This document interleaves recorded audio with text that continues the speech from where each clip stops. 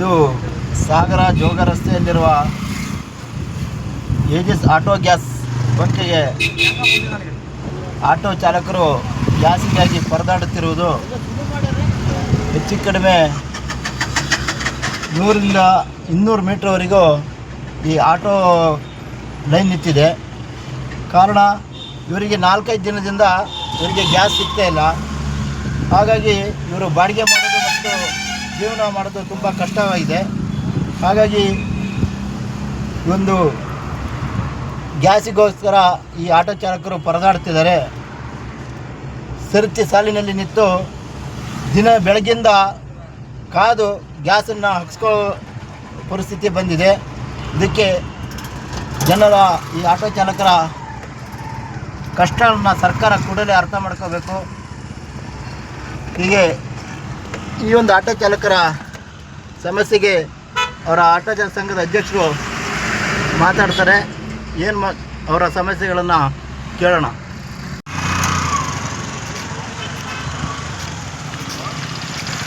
ಒಳ್ಳೆ ನ್ಯೂಸ್ ಮಾತ್ರ, ಭಾರಿ ನ್ಯೂಸ್. ಗ್ಯಾಸ್ ಬಂದರೆ ಗ್ಯಾಸಿಗೆ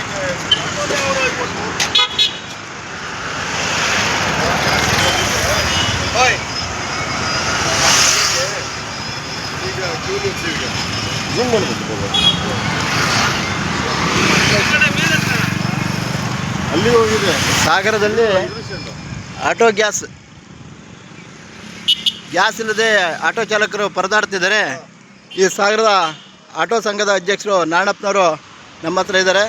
ಅವರು ಈ ಗ್ಯಾಸಿನ ಅಭಾವದ ಬಗ್ಗೆ ಏನು ಹೇಳ್ತಾರೆ ಅಂತ ಕೇಳೋಣ. ಈಗ ಗ್ಯಾಸು ತುಂಬ ಅಭಾವ ಆಗಿರೋದ್ರಿಂದ 3-4 ದಿನ ಆಯಿತು ಗ್ಯಾಸ್ ಇಲ್ಲ. ಇವತ್ತು ಗ್ಯಾಸ್ ಬಂದಿದೆ. ಆ ಗ್ಯಾಸು ತುಂಬ ಕಾಸ್ಟ್ಲಿ, 105 ರೂಪಾಯಿ ರೇಟ್ ಆಗಿದೆ. ಆದರೂ ಅನಿವಾರ್ಯ ಕಾರಣದಿಂದ ನಾವು ಹಾಕಲೇಬೇಕಾಗಿದೆ. ಆಟೋ ಚಾಲಕರ ಕಷ್ಟ ಅಂದರೆ ಹೇಳೋಕ್ಕಿರೋ ಇಲ್ಲ.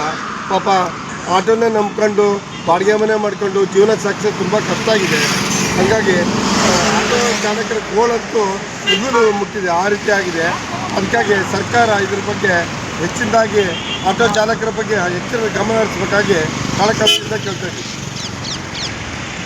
ಇದನ್ನು ಗಮನಿಸಿ, ಈ ಆಟೋ ಚಾಲಕರ ಕಷ್ಟಗಳನ್ನೆಲ್ಲ ಗಮನಿಸಿ ನಮ್ಮ ಶಾಸಕರು ಹೆಚ್ಚಿನದಾಗಿ ಗ್ಯಾಸ್ ರೇಟ್ ಸ್ವಲ್ಪ ಕಡಿಮೆ ಮಾಡಿಸ್ಬೇಕು.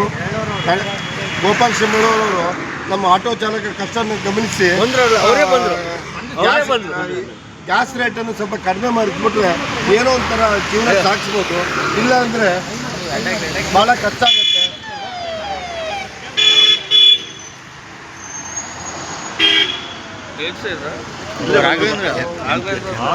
ರಾಘವೇಂದ್ರ ಅವರು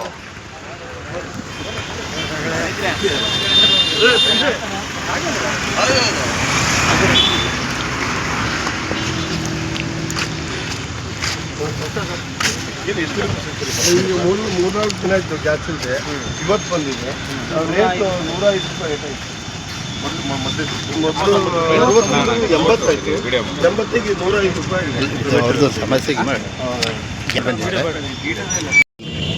ಇವತ್ತಿನ ರೇಟ್ ಪಾಕಿಸ್ತಾನದಲ್ಲಿ ಈ ಥರ ಇಡೀ ಪ್ರಪಂಚ ನಡೀತಾ ಇದೆ.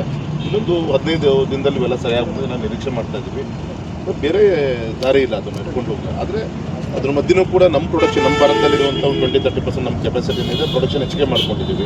ಮತ್ತು ಇನ್ನು ಉಳಿದಿದ್ದು ಬೇರೆ ಬೇರೆ ದೇಶದಿಂದಲೂ ಕೂಡ